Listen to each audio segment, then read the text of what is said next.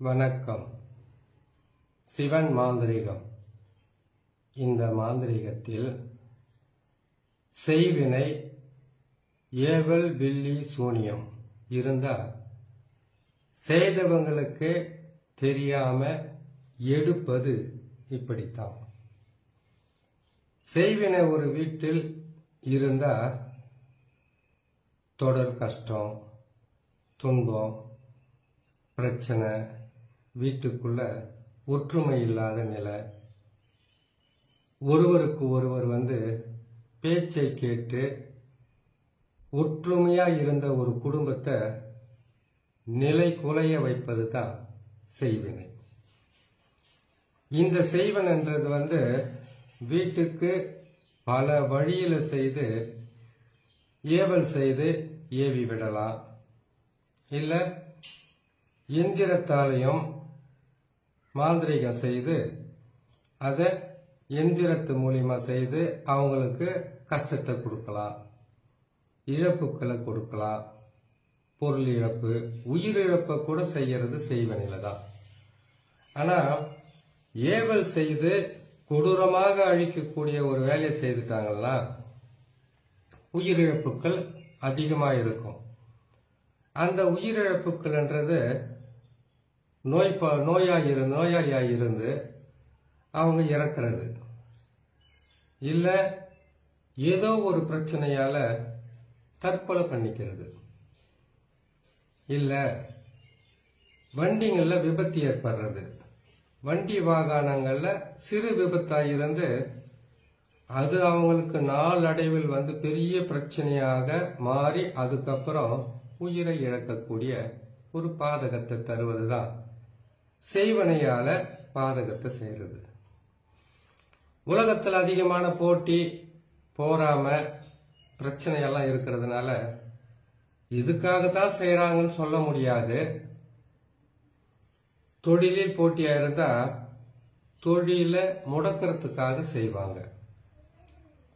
வியாபாரத்தில் போட்டியா இருந்தா வியாபாரத்தை முடக்கிறதுக்காக செய்வாங்க. அப்படி இல்லைன்னா பகை, பணத்தாலையும் சொத்தாலையும் வாய் வார்த்தையால ஏற்பட்ட பிரச்சனையால கூட பகை வந்தா, விரோதம் வந்தா இந்த மாதிரி செய்து அழிவையும் கஷ்டத்தையும் துன்பத்தையும் தருவாங்க. அப்படி ஒரு பாதகம் ஒரு வீட்டில் இருந்தா முதலில் இந்த செய்வன பாதிப்பு உங்க வீட்டில் இருக்கிறது உண்மையா என்று உங்களுக்கு தெரிஞ்சா வீட்டுக்குள்ள ஒரு ஆடு, மாடு, கோழி எதுவா இருந்தாலும் நோய்வாய்ப்படும், மரணம் அடையும். முதல்ல அங்கதான் ஆரம்பிக்கும். ஏன்னு கேட்டீங்கன்னாக்கா ஒவ்வொரு மனிதனுக்கும் ஒவ்வொரு குடும்பத்துக்கும் ஒரு குலதெய்வம் ஒன்று இருக்கு இல்லையா?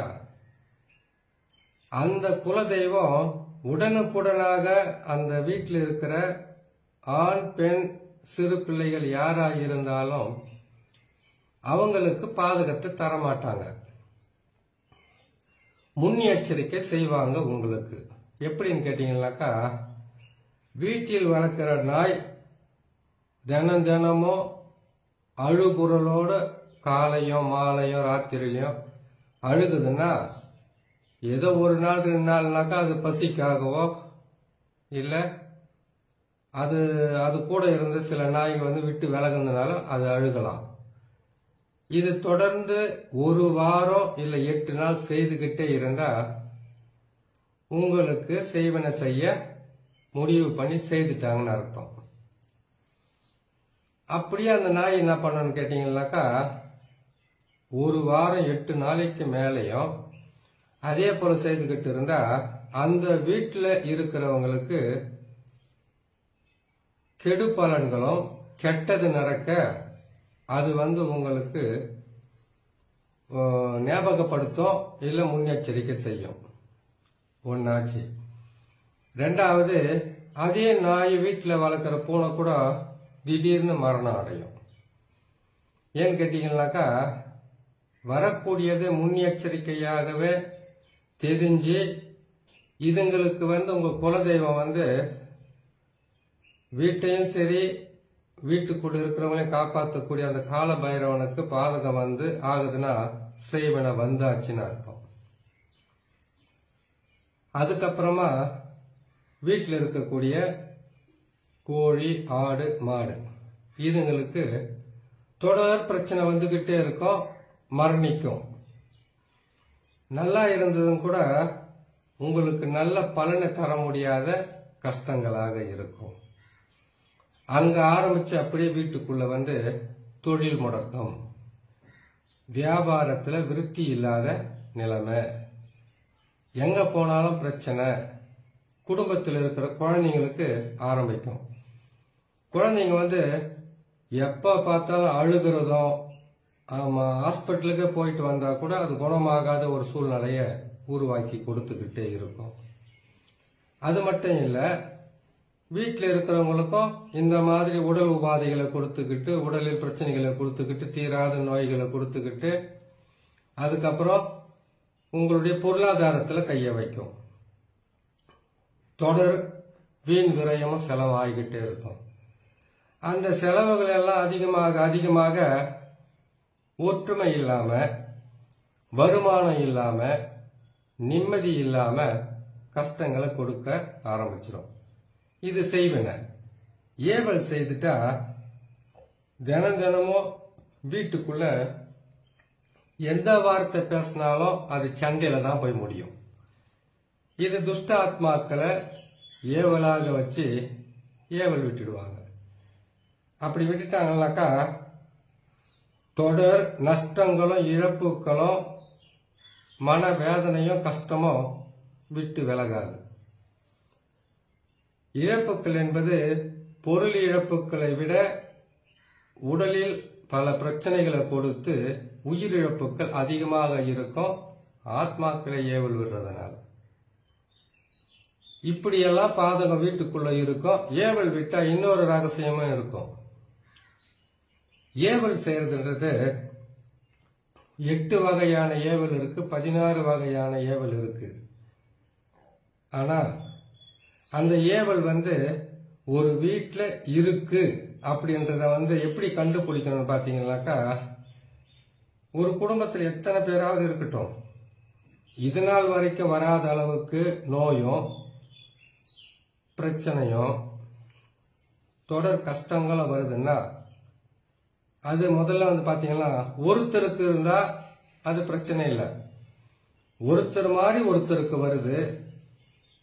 வீட்டில் எப்பவுமே சண்டையும் கலகமும் நோயும் விபத்துக்களும் பொருள் இழப்புகளும், அதுக்கப்புறம் செய்யற தொழில் எதுவாக இருந்தாலும் நஷ்டம் ஏற்படுது. கஷ்டங்கள் 1 மாசம் இல்லை 2 மாசம் இல்லை 3 மாசம் இருந்து போயிட்டா நேரம் சரியில்லை, கால நேரம் சரியில்லைன்னு அர்த்தம். அதுக்கு மேலேயும் தாண்டி உங்களுக்கு பிரச்சனையை கொடுக்குதுன்னா இது செய்வனையாலையும் ஏவல் பில்லி சூனியத்தாலும் ஏற்பட்ட பிரச்சனை. இந்த பிரச்சனையிலிருந்து உங்களை காப்பாற்றி உங்களுக்காக நீங்களே செய்து இதை எடுத்துடலாம். அதாவது வருஷ கணக்கில் பிரச்சனை 1 வருஷத்துக்கு மேல தாண்டி போனா அதுக்கு நீங்க மாந்திரிகர்கிட்ட தான் போகணும். இந்த மாதிரி 3 மாசத்துக்கு அப்புறம் ஒரு 6 மாசத்துக்குள்ளவே இந்த மாதிரி செய்வன பாதிப்பு இருந்தா அந்த செய்வன பாதிப்பு நீங்களே எடுக்கிறதுக்கு ஒரு வழி கிடைக்கும். அதுதான் நான் போட்டு இருக்கக்கூடிய இந்த பாவை பிரயோகமும், அதுக்கப்புறம் சிற்றண்டம் என்று சொல்லக்கூடிய இந்த முட்டையில சக்கரங்கள் போட்டிருக்கேன். 6 கோண சக்கரமும் முக்கோண சக்கரமும், அதுக்கப்புறம் ஒரு ஆண் பெண் யாருடைய உருவமாக இருந்தாலும் ஒரு உருவத்தை அதில் வரைஞ்சி வச்சிருக்கேன் இல்லையா, இதை வச்சு தான் பயன்படுத்தணும். முதல்ல வீட்டில் எத்தனை பேர் இருக்காங்களோ அத்தனை பேருக்கு அத்தனை முட்டை வாங்கணும்.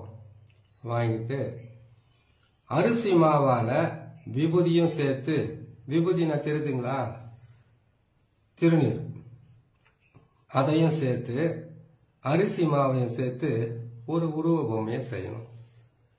அந்த உருவ பொம்மையை செய்துட்டு அந்த உருவ பொம்மையை தண்ணீரை ஊற்றியே நீங்கள் அந்த உருவ பொம்மையை உருவ பொம்மை மாதிரியே செய்துடுங்க. செய்துட்டு நீங்கள் இந்த மாதிரி முட்டையை வரைஞ்சி உங்கள் தலைகளை சுற்றி, அதாவது எத்தனை பேர் இருக்குங்களோ அத்தனை பேருக்கு இந்த மாதிரி உருவ பொம்மைகளை வரைஞ்சி தலையை சுற்றி இதை அந்த மண் பாத்திரத்தில் வச்சு நீங்கள் தலையை சுற்றி கொண்டு போயிட்டு முச்சந்தி வழியில் கற்பூரம் போட்டு எரிச்சிட்டு வந்தாக்கா உங்கள் வீட்டில் இருக்கிற செய்வன பாதிப்பு எதுவாக இருந்தாலும் முழுமையாக விலைக்கு சுத்தமாகலான்னு சொல்லி இன்னொரு நல்ல பதிவு நான் சந்திக்கிறேன். நன்றி, வணக்கம்.